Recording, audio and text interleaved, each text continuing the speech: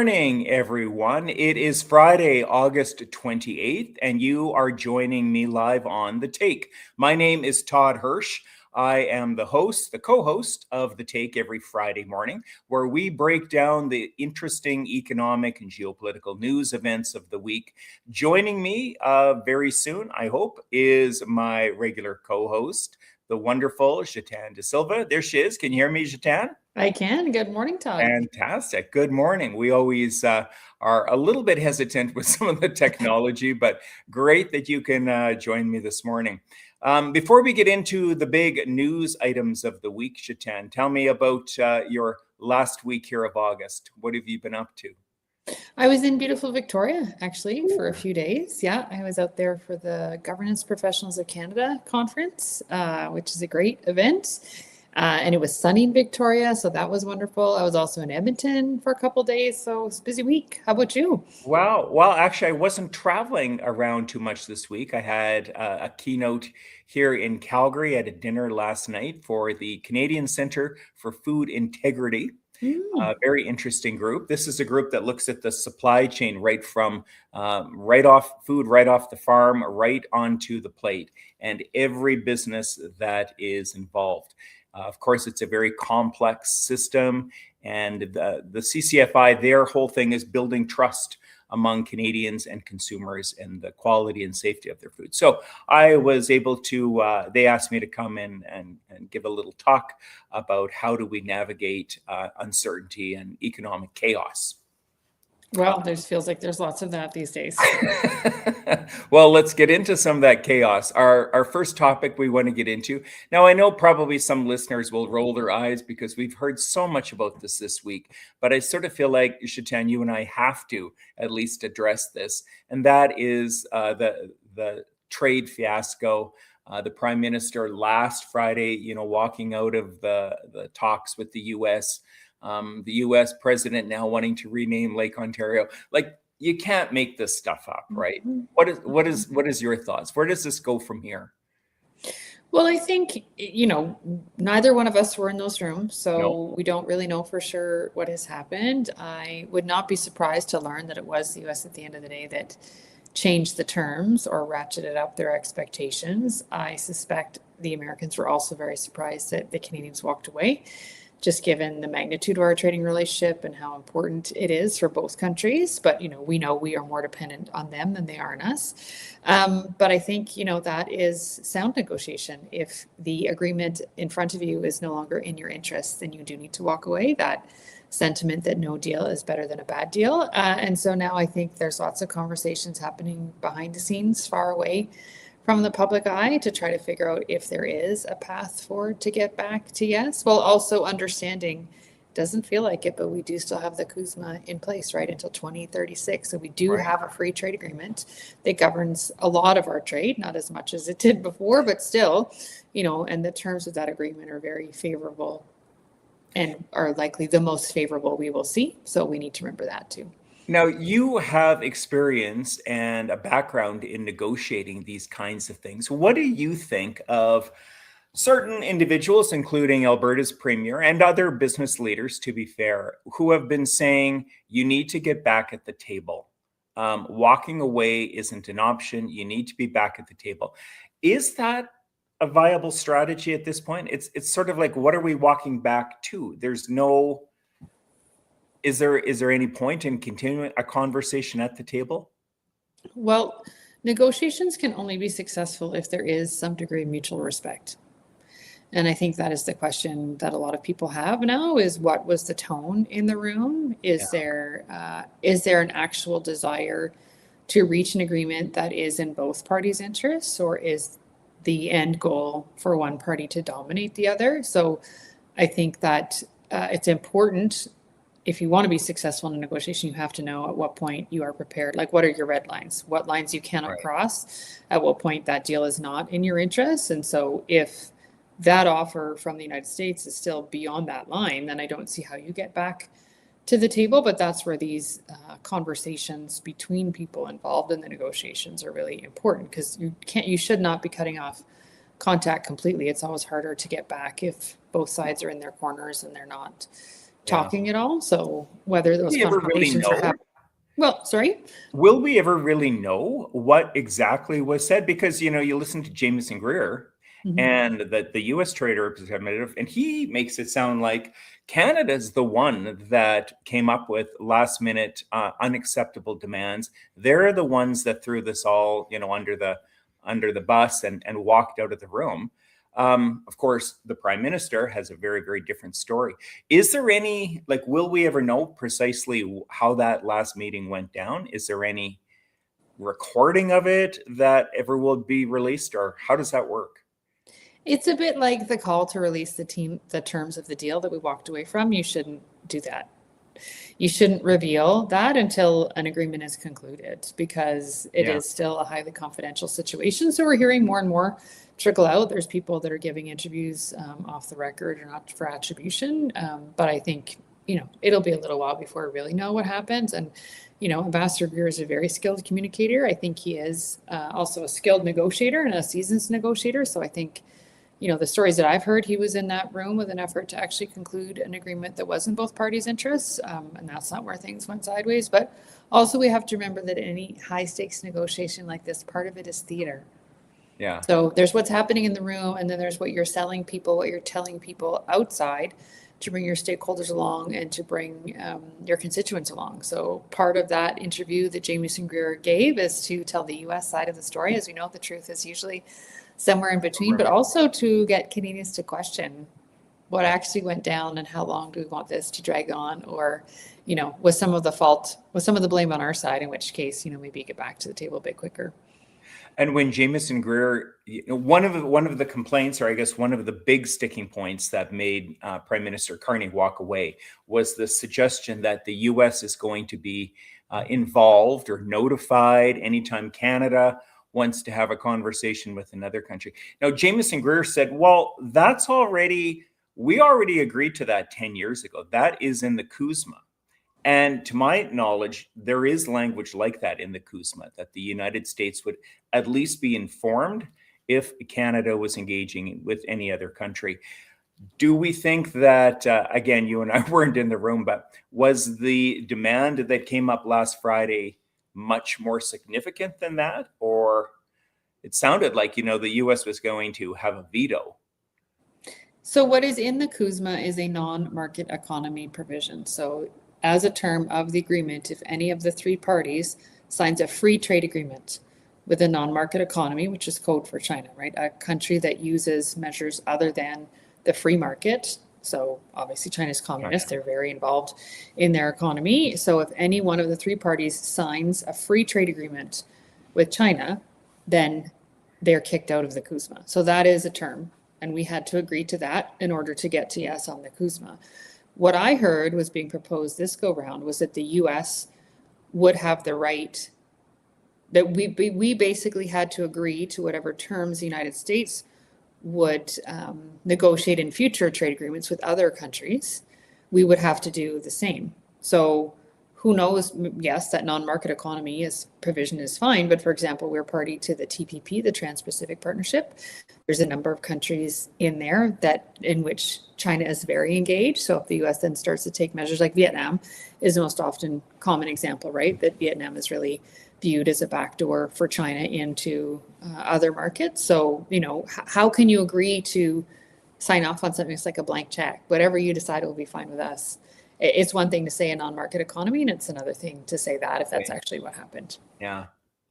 And then I guess before we move on with this, or move on to the next topic, this renaming Lake Ontario Lake America. I mean, this is strictly now theatrics, and it's a bit embarrassing, but how does that even work? They don't own Lake Ontario. No one owns it. It was named probably hundreds of years ago.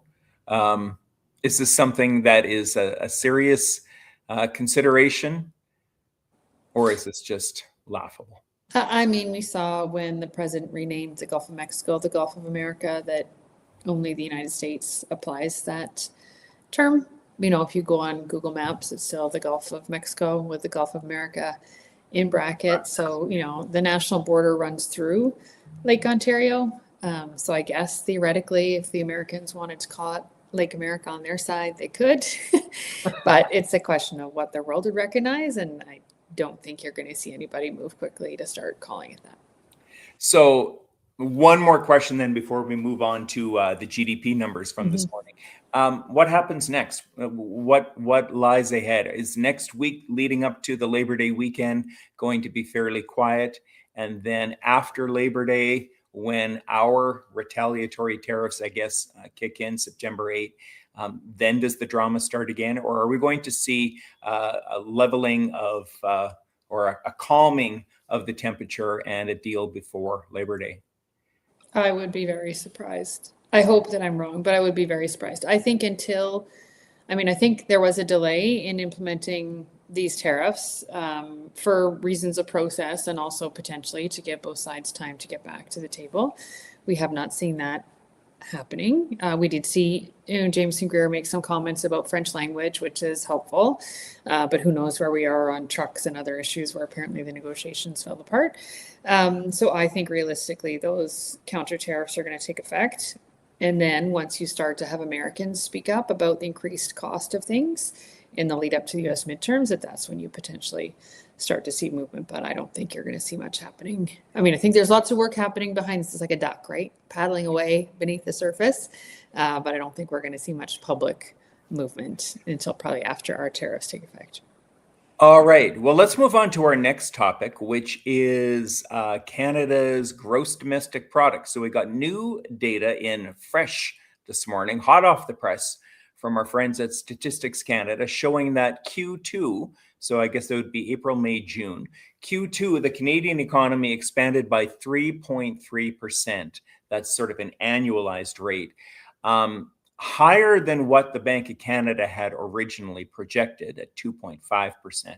So it shows that it indicates the Canadian economy in Q2 at least is running pretty good. And that coupled with some really stellar job reports from, I guess, June and July, seem to suggest that at least as measured by the GDP, and we can get into if that is a good measure or not, but at least measuring by gross domestic product, the Canadian economy is still doing okay in Q2.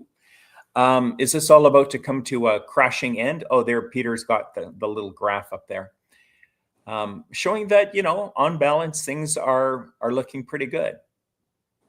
So how much of this has to do with the price of oil? Well, that's exactly what I was going to say. The main contributors was the energy sector, the construction sector, which is good, and also public administration, which people will have different thoughts about because, that is kind of controlled by the government. The energy sector, of course, is booming because of the war in the Middle East and high oil prices. So, there are a lot of things that are maybe artificially boosting this. Also, exports were particularly high. And like we've been talking about, that might all come to a crashing end. So it might be a bit artificial. But interesting, just in terms of the magnitude of the impact of the price of oil. We've seen here in Alberta, the projections that because of this high price, our deficit will be decreased by, did I hear 9 billion? Was it very we're now going to be running a $2 billion surplus. That's from 9.6 deficit to, so it's a swing of about $11 billion. And that's still, looking at still their fairly conservative price for oil. So it's likely, depending on where oil prices go and where the war goes, but that $2 billion surplus expected at the moment is still likely to increase, I would expect.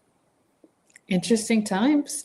But I think these GDP numbers are, is it next week? I think the Bank of Canada is going to be, or maybe the following week in 2 weeks, very soon, the Bank of Canada's, their next fixed announcement date where they are going to make an announcement if they are going to adjust the interest rate, the trend-setting Bank of Canada overnight rate.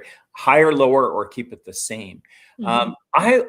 Maybe because I used to work at the Bank of Canada, and this was kind of I was never in the inner sanctum of governing Mhm. council, but I would love to hear the conversations they are having right now. Like, what on earth do you do? On one case, the Canadian economy is running pretty good, maybe even a little hot, and with some Mhm. inflation pressures likely to build because of the retaliatory tariffs. Mhm. Bank of Canada might be tempted to say, we need to bump rates up. On the other hand, the bigger news is, the Canadian economy, if all of this trade war Mhm. uh, is even where it is now, or if it accelerates or intensifies, the Canadian economy is likely to take a big negative hit in Mhm. the second half. So I would love to hear their conversations. My guess is they're going to say, on balance, we're not touching rates for right Mhm. now. We'll wait and see how this goes. But there's a lot going on for them right now. And is there not also a risk that as the price of oil stays high, that that also has a cooling effect on the economy? I mean, it's good for jurisdictions like Alberta and Newfoundland in the shorter term, but at a certain point, because it also drives the price Yeah. of everything, right? Well, it will have a negative effect on the economy, but it has a positive effect on inflation, Mhm. which ultimately is what the Bank of Canada, ultimately, they Mhm. are targeting inflation. Right. So if inflation is ratcheting up while the economy is cooling down, Mhm. we get stuck in this stagflation trap, which we had in the 70s. The Bank of Canada is still likely to say inflation is our target. We hate to do this, but we have to raise rates. Hmm. How effective it would be and how much outcry there would be if Canada is slumping into a recession or very, very low growth while the Bank of Canada is raising rates. This is going to be a real dilemma for them, but it's a terrible push and pull both ways. Well, we're lucky there's smart people in that room, but I'm glad I'm not one of the ones that has to make that decision. Well, and yeah, exactly. And I'm glad I'm not the one that has to answer to Canadians, like, Mhm. why, if that happens, and it's not clear it is, but, Mhm. if they decide we are raising rates because oil's back at 100, inflation pressures are building, we need to bring that inflation level down. All the while, businesses are, defaulting on loans because rates are higher. People Mhm. might be losing their homes because they can't afford to renew their mortgage. It's going to be a very difficult communication from the Bank of Canada Mhm. if we end up in something like that. I guess at this point, all we can hope is that oil prices drift a little bit lower and Mhm. does not, it keeps a lid on inflation, Mhm. so the Bank of Canada doesn't have to react to it. Mhm. Well, and I heard in part that it's not necessarily the supply situation uniquely that is driving the price of oil now. It's refinery capacity, given Yeah. that crack or that crack spread, right? That's what is now driving the price at the pump is your ability to refine, given that a number of refineries have also been impacted by the war. So challenging times for sure. Challenging times. Well, the last topic I want to get into, and you and I were chatting before we came live about this, but I'm reading this book at the moment, and maybe some of the viewers might have heard of this book. It actually came out in 2024, so it's about 2 years old. But the title, "What Went Wrong with Capitalism?" When I when I saw the title of the book, I thought, I don't even care what it's about. I need to read this because it's a topic that I'm really interested in. Now, this author, Ruchir Sharma, he quite unabashedly is more of a right-wing free market economist. He was a fan of Reagan, so he's not sort of secretive about that. But he makes this point that what he thinks went wrong with capitalism is how governments, and he's writing from a US perspective, but he basically talks about the G7 governments.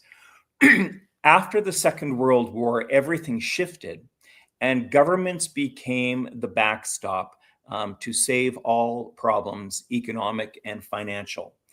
And it became sort of baked into the mentality of business and individuals that anytime there is a calamity, the government is going to bail you out. So don't worry about any of this. Anytime there is a recession, anytime there is a pandemic, anytime there is a financial crisis like 2008, anytime there is a natural disaster, government will flood flood you with relief programs, with loans, with all sorts of assistance, subsidies, anything to keep a recession at bay. And everyone rejoiced and everyone thought this is great.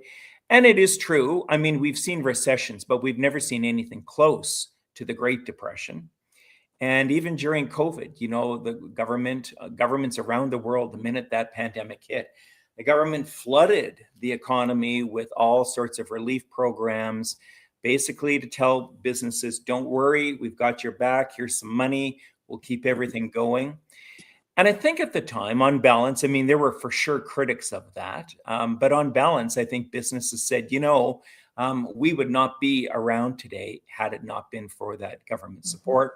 They were most of them able to come out of the pandemic and keep operating. Pardon me. But Sharma is arguing, even though that is very helpful in avoiding a massive recession, a Great Depression, it comes at a very high cost. And that is, it has stifled productivity. It has stifled sort of that capitalist animal spirits. It has kept too many businesses afloat. And it has dampened entrepreneurial ability to move the economy forward. And that is his explanation for why it's not just Canada, but all sort of G7 countries are seeing a real sluggish productivity. We are trying, never mind all these trade wars and everything going on, but growth of GDP growth used to be around 2.5%, 3.5%. Now G7 countries are lucky if they can eke out 1%. So what do you think? I mean, just that's kind of the Coles Notes summary of what he's talking about. But is he on to something here? Well, I think there is that saying that necessity is the mother of all invention. So there must be some truth to the fact that, when you need to innovate, when you need to be entrepreneurial, if there's more of a push to do that, then, probably more people do. I think too, societal expectations have changed over time. Yeah, so I think that there is a greater, I like to think, though it doesn't feel like it today, greater compassion for a fellow human being. And so this desire to fund programs that are helping those, that are more vulnerable, sort of marginalized in a variety of ways. So I don't know, I think, looking back on COVID, I think we all have advice in terms of how government should have handled it differently. And also it was not something we had faced in generations. And so, I think most Western governments did act very similarly in terms of, moving in right away supports for people in business. So,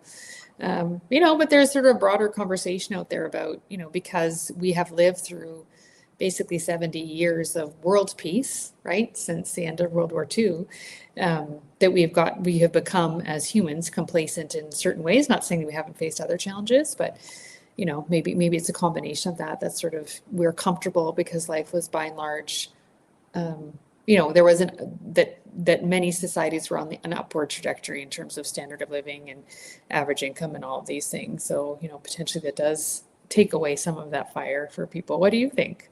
Well, I certainly do not want to be misunderstood and someone, attacking me saying that, government shouldn't care about, especially the vulnerable and those most at risk.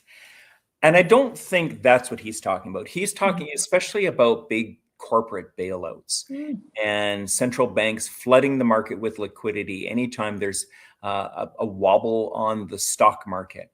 So here we're not really talking about a mom and pop operation losing their business because of fire. I think everyone would agree we need to be compassionate as a society, and government needs to offer some relief for that. But when there is a stock market, tumble and central banks lower interest rates and they just flood the economy with cheap liquidity and cheap money, easy money, as they say. I don't know if we're really helping the mom and pops. We're really helping Wall Street and Bay Street. And I think that's what he's more on about, is that we've stifled competition in big business because they haven't had to do anything. Anytime there's going to be a problem, governments will and central banks will bail them out. And I can't help but have some sympathy. I've never really thought about that too much, but I have a little bit of sympathy for where he's going with it. But I do think the most vulnerable, when even right now, what we're seeing with this trade dispute, maybe the government, federal government is of course lining up with all sorts of assistance to make sure that businesses are protected, or at least the ones that are hit the hardest. Maybe we should be targeting more of that at individuals who are losing their jobs, maybe rather than big corporations that might see a drop in share prices. I don't know. Yeah, it's hard to know because there is that whole concept of too big to fail. And we also need to balance the administrative cost of any program that the government is putting out there, right? So I don't know if they just decide that bailing out a big corporation is a more efficient use of funds in that moment, maybe not contemplating the longer term structural impacts. Well, I like the metaphor with, the forest fire management. Right now in 2026, of course, in the last few years, we've seen some really big fires. Part of it, now I'm not a forest management expert, so I'm way out of my depth here, but part of it I understand is the way we used to deal with fire suppression decades ago in the 60s and 70s and 80s. And that is anytime there was any kind of fire, you would put the fire out, which actually prevents the natural life cycle of a forest, which needs fire in order for new growth to come up. And if you keep putting the fire out, too much dead wood builds up in those forests until there is a fire, and then it's uncontrollable. So, which is kind of a lot of the problem we're seeing now, coupled with, of course, more extreme weather and climate change and heat and drought and everything else. But I thought that was maybe an interesting metaphor. But we are at the bottom of the hour. Any final words before we sign off? What is your last week of summer leading up to Labor Day long weekend looking like? Another busy week here. I think it's pretty busy for me actually until the end of October. But looking forward to this nice warmer weather. So I'm trying to have a bit of a quieter weekend. The last couple of weeks, as you can imagine, being someone who's pretty engaged on Canada-US and trade issues, it's been pretty intense. So looking forward to a quiet, debating whether or not to pick my crab apples and whether I actually have the energy to do anything with them. How about you? Well, I'm off to Halifax tomorrow morning. I'm speaking at a conference there on Monday. So I'm going to spend the weekend with a few friends I know in Halifax. Then I go to Columbus, Ohio. And I might need actually on the side some advice for how I should be talking to an American audience right now. Then I go back to Cape Breton Island for a little bit of vacation before I am back next. I come back Sunday of the Labor Day long weekend. Nice. So if we do the take, I might be doing it pre-recorded. We'll see. Or I might be doing it live from Cape Breton Island. We'll see what happens. Beautiful. Cape Breton's beautiful. You're going to love it. I can't wait. I've never been to Cape Breton. I have a few times, and it's absolutely worth the visit. That will be my spend my Canadian dollars in my tourist dollars in Canada effort for 2026. Wonderful.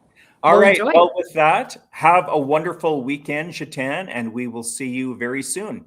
And thank you to everyone for joining us on The Take. Have a great weekend. Take care, everyone. Bye-bye.